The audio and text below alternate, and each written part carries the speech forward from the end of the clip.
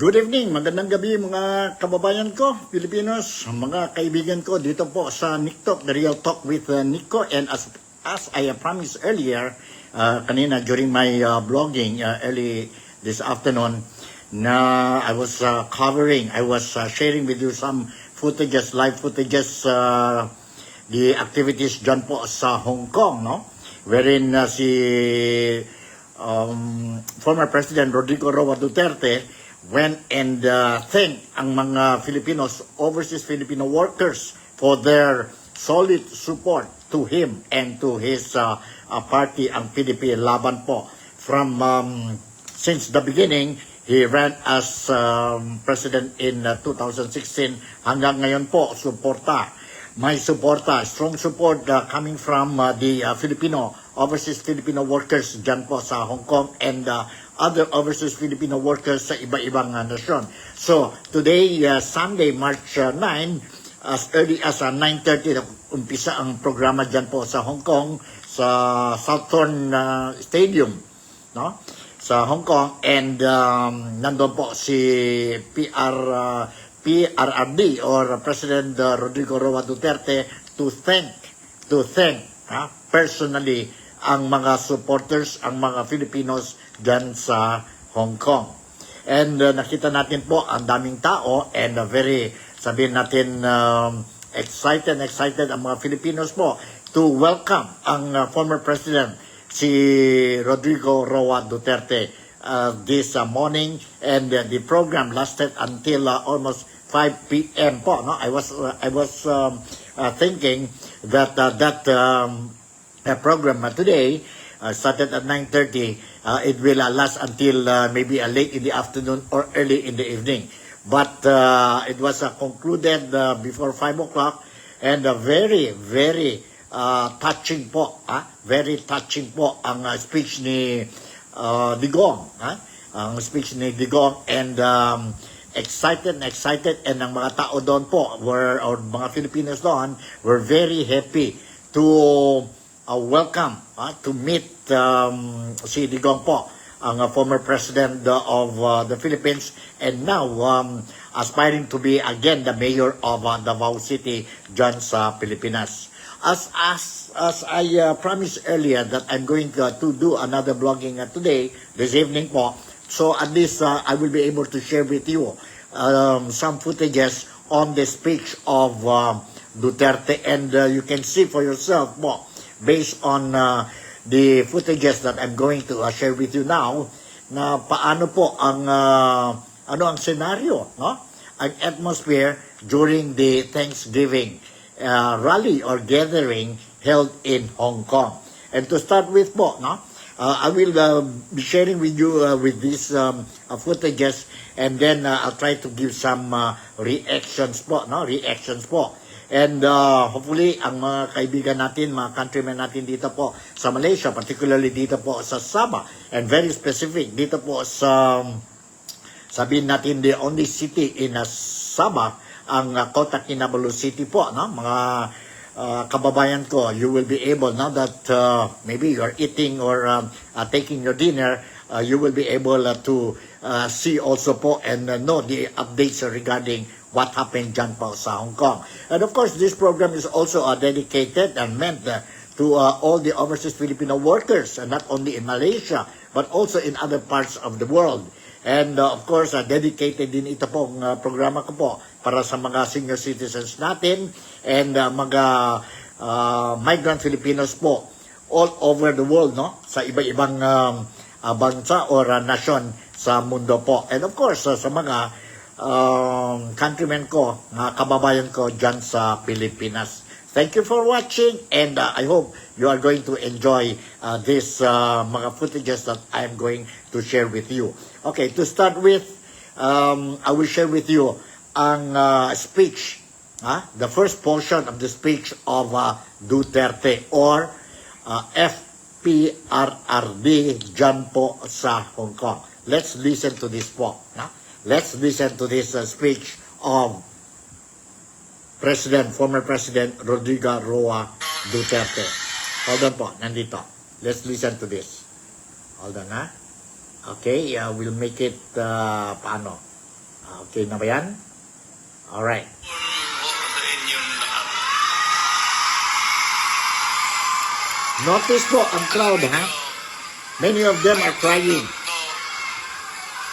If you still believe in me, Tingnan ninyo po ang crowd. Ang daming tao. nakatingin ako sa inyo.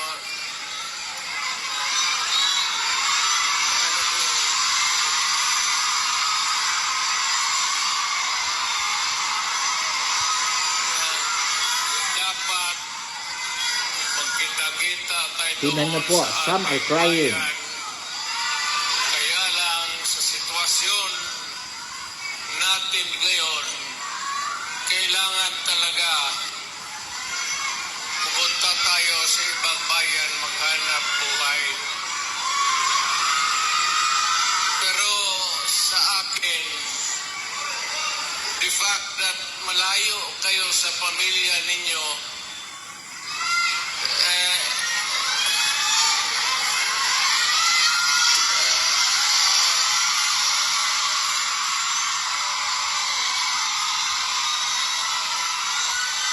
dama ko yung lungkot at alam ko yan. Kasi ganun rin ako noon. Almost 3 years. Sa labas ako nagtatrabaho. Well, nag-training para sa koneksyon ko sa pagka-abogado. Kaya OFW, yan ang pinakamasarap. Magkikilig ako, OFW, mabuhay kayong lahat.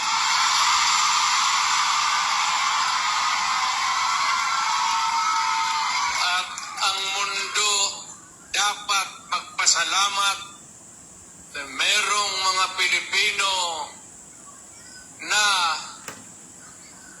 magpunta dito sa kanila, sa ibang bayan, para magtrabaho para sa kanila at para sa atin, makaipon ng pera para sa pamilya natin. Kasi, well, you know, it could take about 7 to 10 years bago mawala itong sitwasyon natin na ganito. But in the meantime, that we are not really ready economically to provide opportunities na trabaho para sa lahat, then I said, napipilitan tayo dito maghanap ng trabaho para sa ating mga pamilya. Kaya ako ngayon dito, this is not the first time that I have kaharap ko kayo. Tanggapin na lang natin kung ano ang nasa palad natin at magdasal tayo na yung pagod ninyo ngayon dito ang makinabang ang mga pamilya ninyo at ang mga anak ninyo. Mabuhay kayong OFW. Kaya Yan po ang opening speech ni Digong po. And nakita ninyo po, as what I said, some of them are crying. And that is tears of joy. They once again saw ang presidente. And at ang sabihin natin, ang gesture nyo po, no? Gesture ni Digong going back to Hong Kong and personally thank ang mga OFWs po. Hindi lang dahil sa suporta niya po sa kandidatura ni Digong during the 2026 election, 2016 election, as well as during the midterm election sa 2019 po, midterm yun po. And of course, ang 2022, kay Sara Duterte, and now mayroon naman election na come May 12, no? Hindi lang dahil dyan po. What Digong did thank ang mga Filipinos dyan po sa Hong Kong, not only in Hong Kong, but sa iba-ibang parte ng mundo po. He was thanking because of the efforts carried out by ang mga OFWs po, or Overseas Filipino Workers po, in remitting, helping the economy of the country po.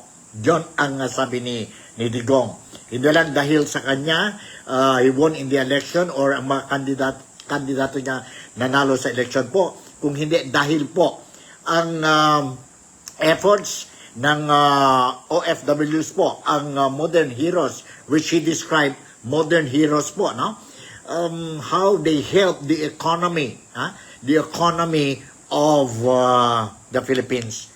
Trillions of money po, remittances every year po dyan sa Pilipinas because of the overseas Filipino workers. That's why in return po, when he was the president, he wants to make sure po ng mga efforts ng mga overseas Filipino workers, no? Sacrifices nila dyan po sa labas, away from their loved ones, away from their families po. And some faces difficulties, no? Abuses by their employers po, no?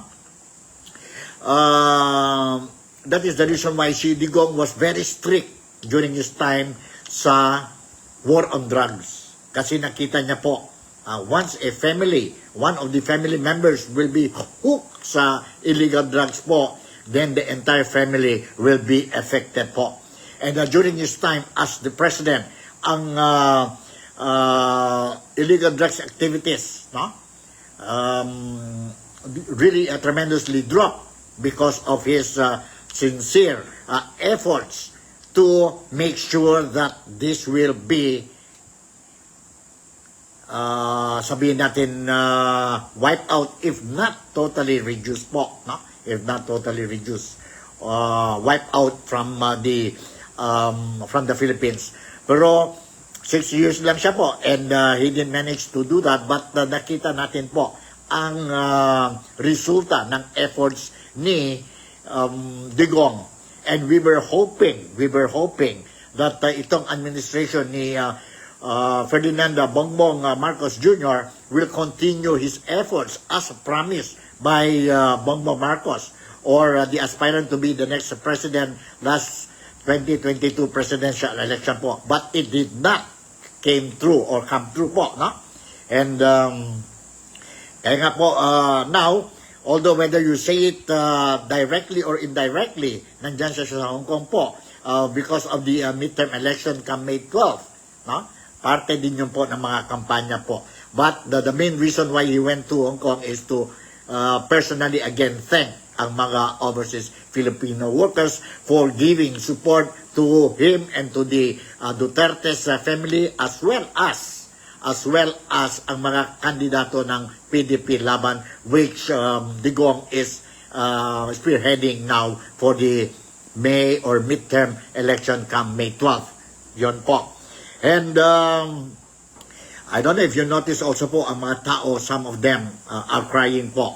Tears of joy yan po. For me, I look at it, the tears of joy, na nakita na naman nila si Digong, ang beloved president, which they say until now, Duterte is still our president po, our president, because of the kind of leadership that Duterte has shown to the Filipino nation when he was helming, or he was on top of the executive, chief executive of the country called the Philippines po. Emotional, for me, I will describe it, ang speech ni Duterte, emotional, exciting, down to earth, no? Ang mga topics niya po.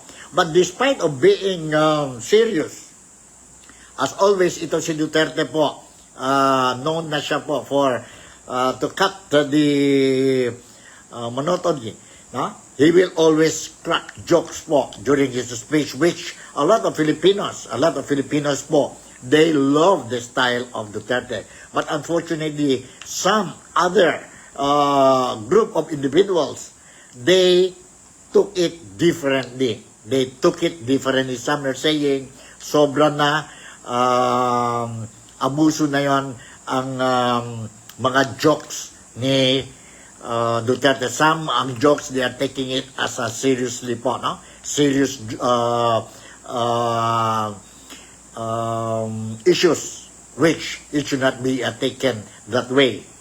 So, let's, I will show you again. I will show you another footage wherein, despite medyo nagiging emotional ang mga audience sa kanina, may time pa rin si Digong para to give some jokes, no? To crack jokes during his speech.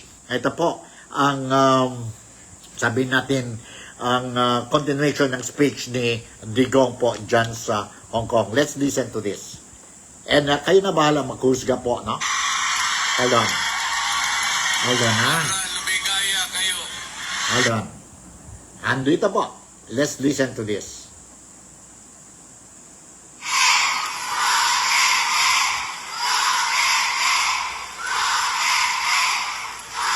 Kaya kayong lahat ng mga dalaga pa,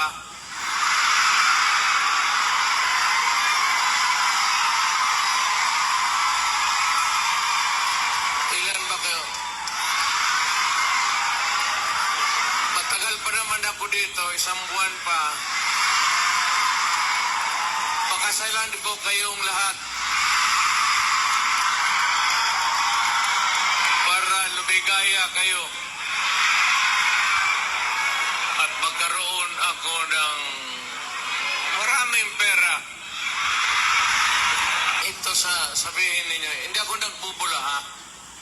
Yung mga taga rito na tumanda na nung nakilala yung pamilya ko. Yung matanda na, yung may karanasan sa Davao roon, alam ninyo yan na ang sitwasyon namin pareho sa inyo. Matagal kaming walang ama kasi abogado siya. Ano pa naman ang Pilipinas noon, ang hanap buhay nasa siyudad talaga. Ang abogado walang silbi dyan pag sa barangay. So, ganun, na-experience namin, ako, na ang tatay ko, iniwan kami sa lolo pati lula ko, at ang tatay ko nagtrabaho sa labas. Ganon, sa labas ng probinsya. So, damang-dama ko talaga yung buhay ninyo. Huwag na yung kalungkutan. Huwag na yung, kasi that's reality.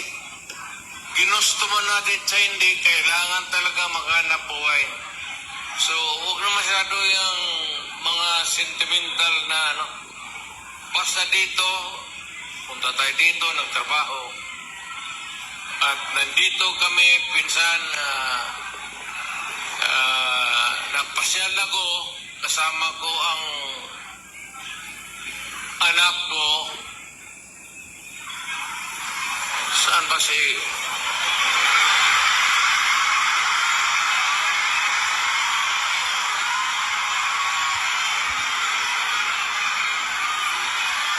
May anak pa ako dito sa labas. Sa inyo.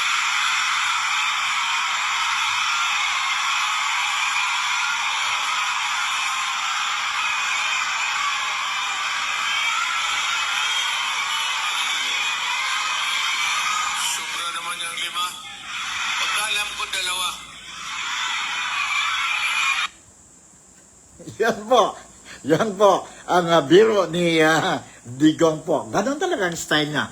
Nakita ninyo po paano ang mga audience, ang mga tao doon po, they took it as a joke and they were shouting talaga, no? And, ganon yan po. To break ang monotony po ng speech niya po. And yon ang style ni Digong. But on a serious topic din po. He was a very serious talk when he touched on ang problema sa Pilipinas, ang gobyerno po. No? Ito po, this is a very serious thing din when he touched on this issue po. And let me share with you ang portion where he mentioned about ano ang problema ng Pilipinas or sa Pilipinas po. Let's listen to this. Sandali, saan na yun? 154. Saan na yun? 154. Hanap muna tayo. Parang nawala yata ang 154 natin. Saan na yun? 154. Parang...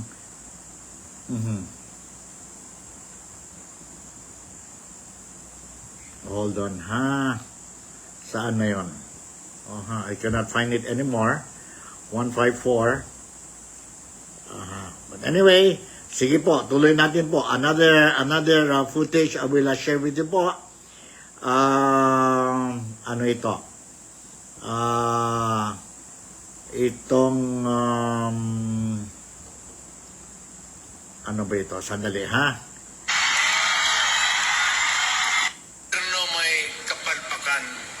ito. Well, ang problema natin Nandito po, ang problema sa Pilipinas, sabi ni kasing bigat, no? Digong. Hold on. Andito po. Alright, let's listen to this. Well, ang problema natin sa Pilipinas ngayon, hindi na kasing bigat noon. You know, you'll have to be patient with government. It is not at all times maganda. Minsan ang gobyerno may kapalpakan. Ang akin lang, well, of course, kasi from the outside na ako, na makikita ako na yung ganito, yung seldom na tinitignan ng tao, ng Kongreso, na masilip lang man kayo kung ano ang kailangan not only dito sa Hong Kong but all over the world, Filipinos who work there because they have to. So, ang akin, nagpapasalamat ako. Ang una-una, yung tulong ninyo sa economy ng bayan. At second, yung social order. Yung problema na yung mga anak natin makapag-aral ng husto. Kaya naman ako nakita ninyo na patong-patong ang kaso ko. Yon po, yon ang explanation ni Digong po when it comes to ang problema ng Pilipinas po sa gobyerno po, no? Sa gobyerno. And serious si Digong when he mentioned on this topic. So he also mentioned in other topics po which I will be sharing you now. Itong sabihin natin na issue, hot issue na naman ito ngayon po sa Pilipinas. And for you po, no? For those who did not hear yet this news, since this morning hanggang this evening, nakita ko po ang mga news dyan po sa Pilipinas is touching about itong nagiging hot issue, viral na po sa social media po, na mayroon dyan po istorya na they say na lumabas na ang arrest warrant kay former President Rodrigo Roa Duterte coming from the ICC, International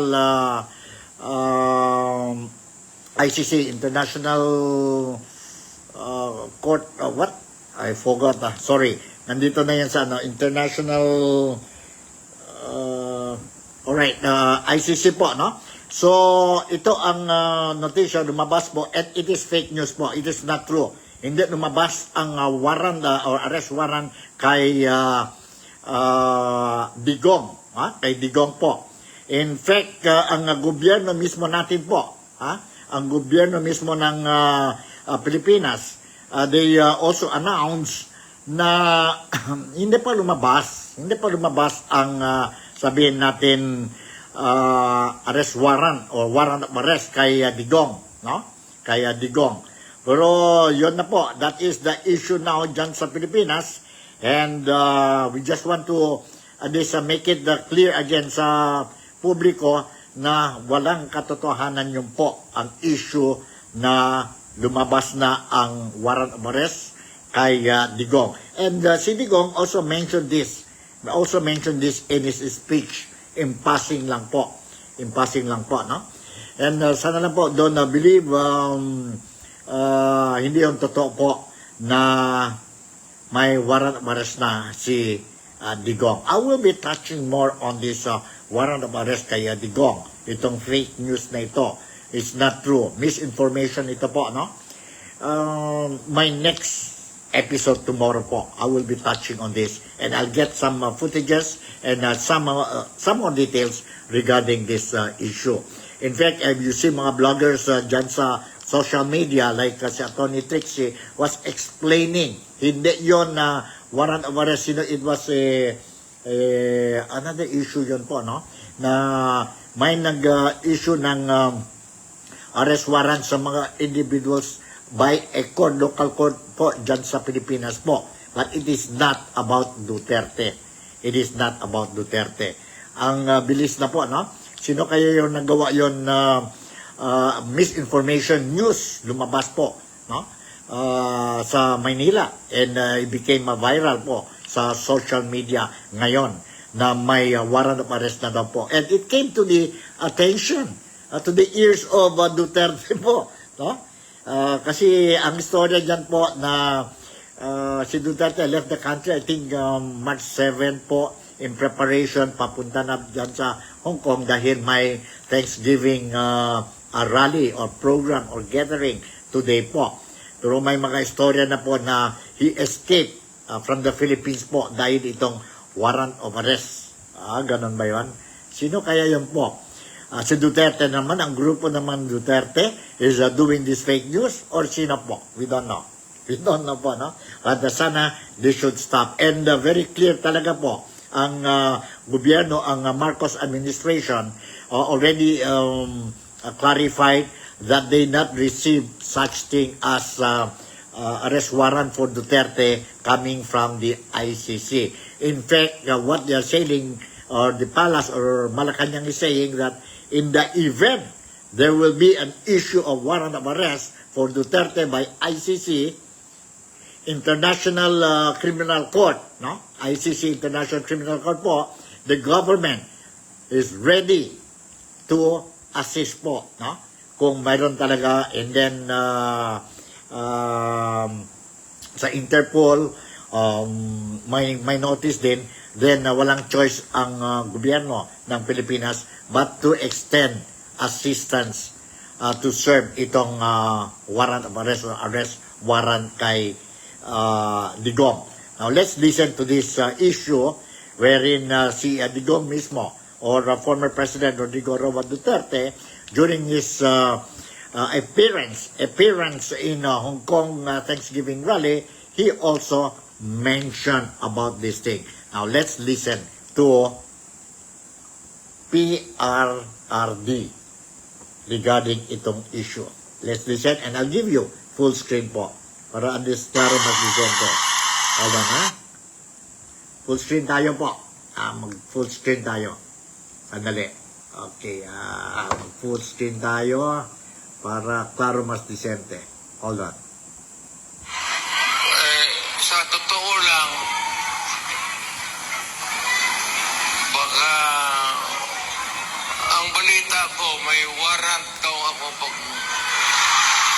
Hindi, totoo. Yung sa ICC or something, matagal na yung hinahabol ng mga putang ina.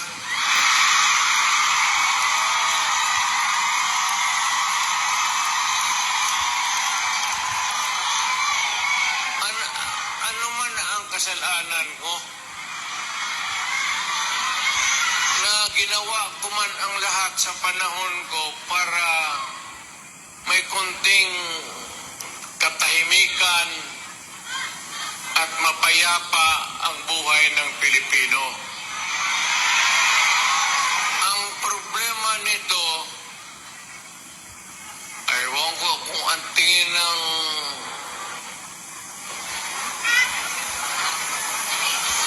ako'y laro yung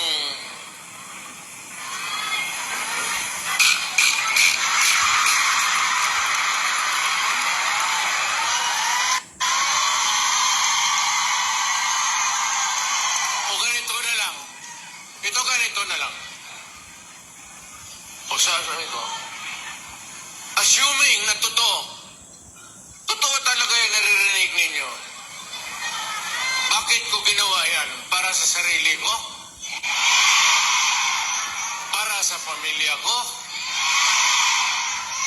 Para sa inyo at ang inyong mga anak sa kapitbayan? Kaya ako man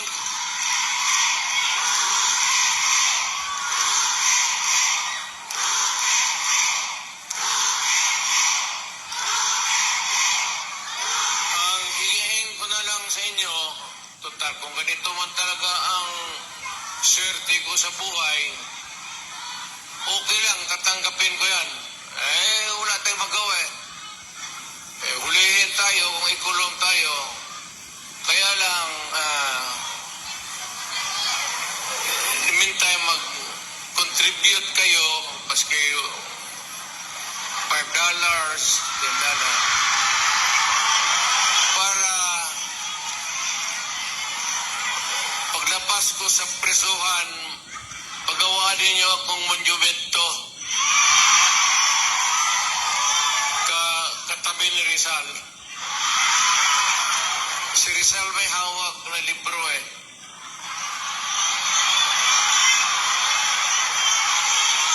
Akin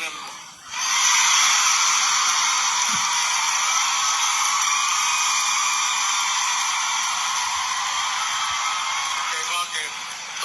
Tumahimik pa ang bayan natin kung Pilipinos, hold up dito, hold up.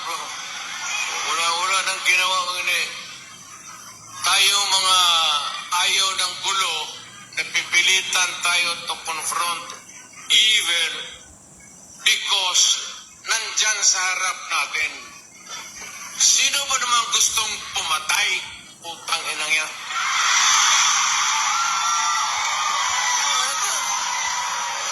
Bakit ako why would I waste my time? Manila, patayan si Duterte, lumalabas ng gabi, ganon. Also, sino ba naman gusto maging security guard?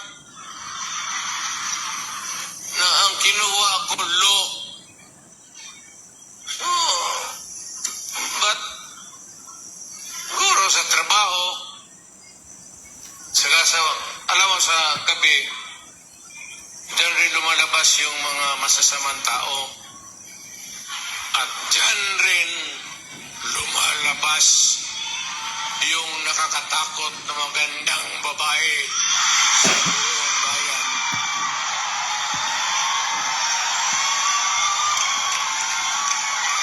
Sino bang nakita ninyo maganda sa araw? Nakita?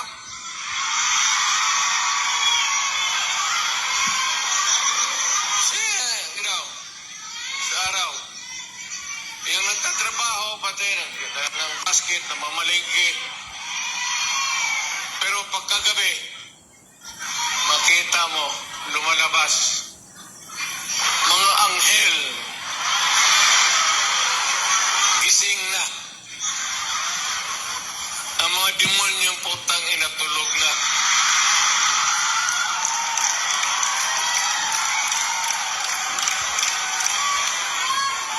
Hindi, ano na tayo? Yan po. May pasaplit si Duterte and may puntos din ang mga explanation niya tungkol sa arrest warrant daw sa kanya po. And it's not true. Just for the information of all my followers who is watching my program tonight, I just want to tell you it's not true po.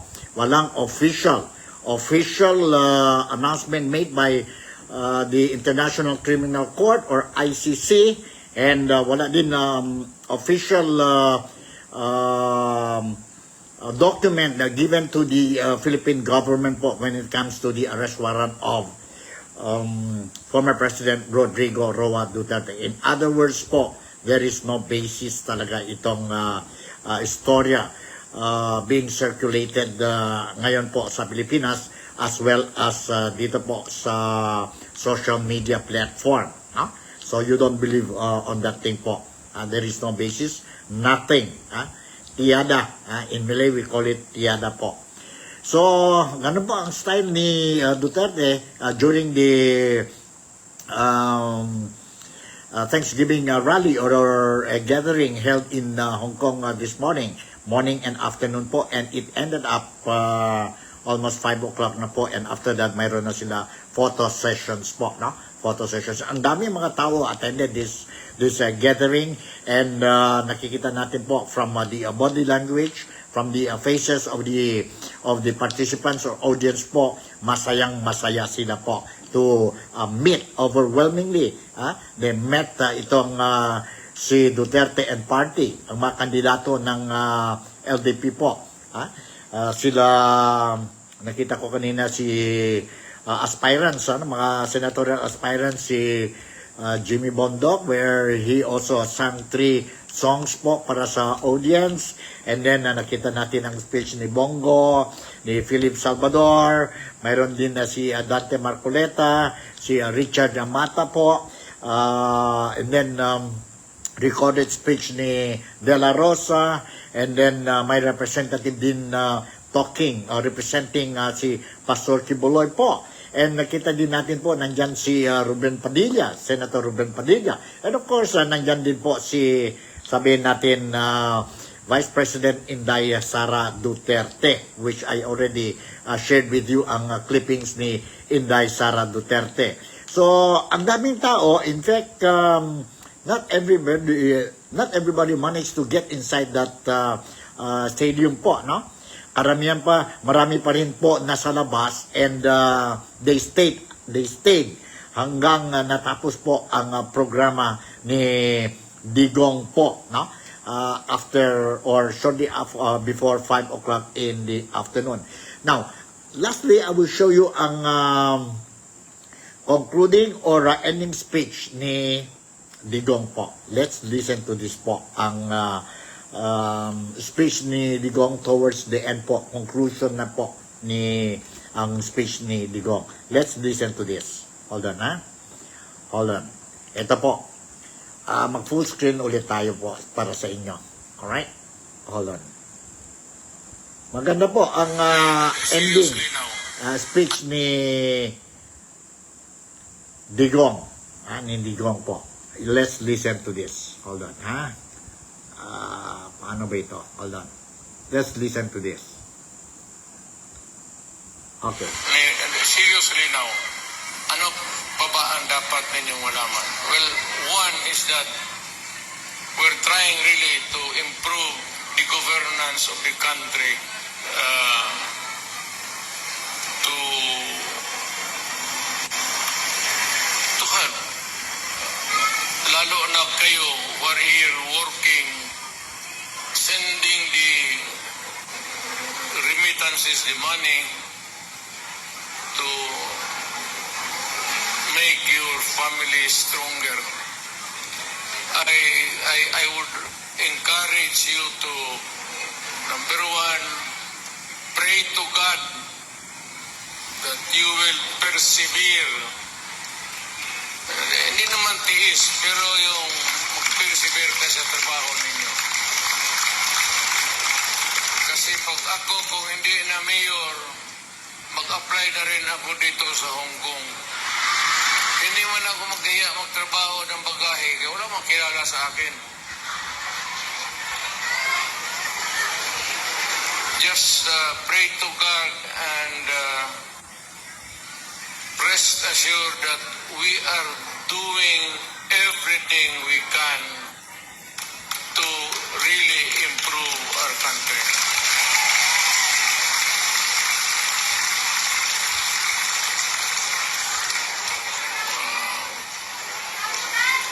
Well, anyway, kung hindi ko kayo mano, mayang gabi sa may plaza ba dito? Mag-upo lang ako doon, isa-isa lang. Hindi sabay kasi, hindi kaya. Istorya tayo ng problema natin sa buhay.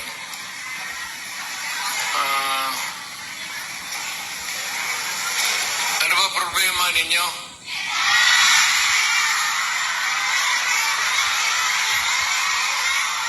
Ano problema ninyo?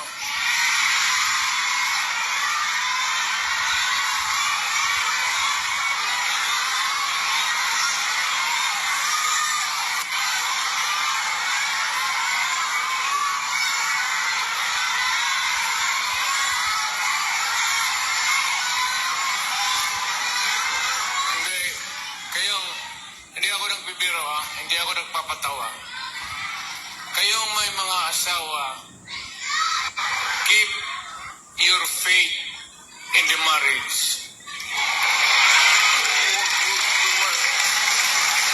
Huwag kayong magbitaw dyan sa temptation na, no? Walang, you're here to help your family and do it. Do not waste it in some other things na activities that would destroy the family and destroy you. Ang akin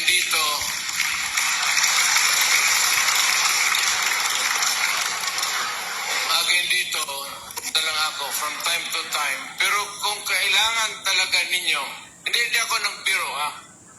Kung kailangan talaga ninyo, if you want something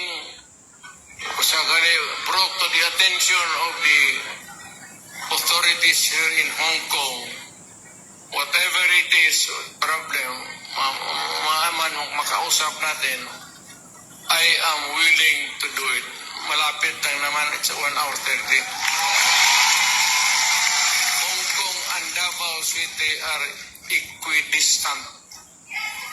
1 hour 30 minutes lang rin ang so I can come.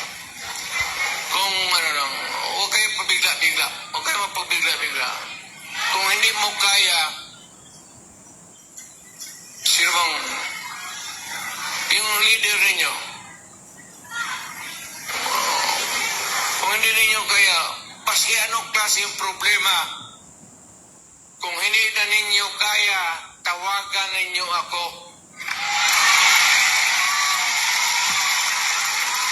Kung may problema ka sa asawa ninyo, naiwan, putulin natin yung utin ng butang ng mundo.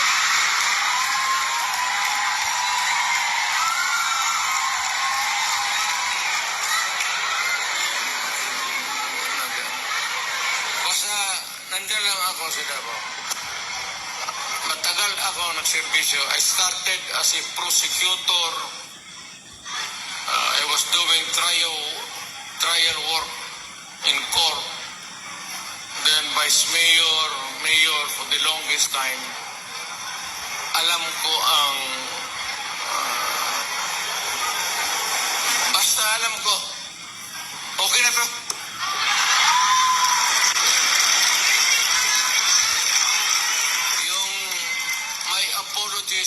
sincere sa yung mga Pilipino na hindi nakapasok. Kindly extend to them my... Wala tayong magawa hindi talaga magkasya. Okay, well, yan po si former President Rodrigo Roa Duterte delivering his speech sa Thanksgiving rally or gathering that was held today. This from 9:30 in the morning hanggang malapit na po ng 5 p.m. And after the program, we saw ang picture-taking session po sa mga audience po, ang mga Filipino, overseas Filipino workers po. Maganda ang speech niya, very practical, very exciting, and hindi boring po, no? Hindi boring. And nakita natin po, karamihan ng mga, I think all of them, they're so excited to meet the President and ang team ng Presidente, ang mga kandidato ng PDP Laban, as well as they're so excited to also welcome ang Vice President ng Pilipinas, si Inday Sara Duterte, who happened to be, or who is the daughter of former President Rodrigo Roa Duterte. It was so emotional, exciting, memorable. That's how I will describe and very successful gathering po. March 9 po. And a lot of seriousness when it comes to serious topics, and may mga jokes din si Digong po when he delivers his speech. That is the style of Digong po. So wag natin kalimutan po, as what VP Sara was saying, do not sell your votes. Vote buying, hindi pwede po, no? And let's listen, sabi ni Inday Sara Duterte sa speech niya po, na look at the candidates, ang mga promesas nila, whether they fulfilled their campaign promises or not before making a decision. And at the same time, she was reminding everybody that itong midterm election is a very important po. Very important because it will now again determine the future of the nation po. No? So, kung pwede, straight votes na lang tayo po para wala ng problema. Kaya sabi mga ibang kandidato po na straight vote para wala ng chance mag-impeach or found guilty sa impeachment trial ni VP Sara. No? Kung pwede lahat. Mayroon sila 9 PDP Laban candidates, no? 9 sila, and may mga guest candidates sila po, which completed the 12th slate po, vacant position for senatorial po. At the same time, as what I keep on saying, lend our ears to all these candidates, be it the opposition or be it those under the administration. Listen to them carefully and observe them and make a wise decision. And during the May 12 midterm election, vote according to your conscience. Vote according to your conscience. So siguro hanggang dito na lang, but before I will conclude itong programa natin, I would like to shout out din kay MJ Buffrey Goldie, who is watching itong programa natin ngayon po.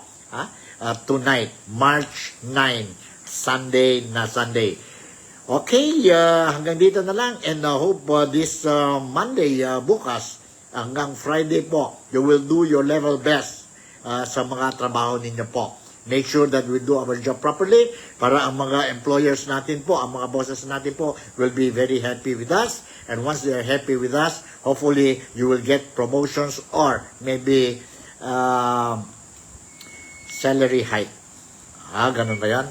Okay, let's pray, and let's pray for the country, and let's do our best.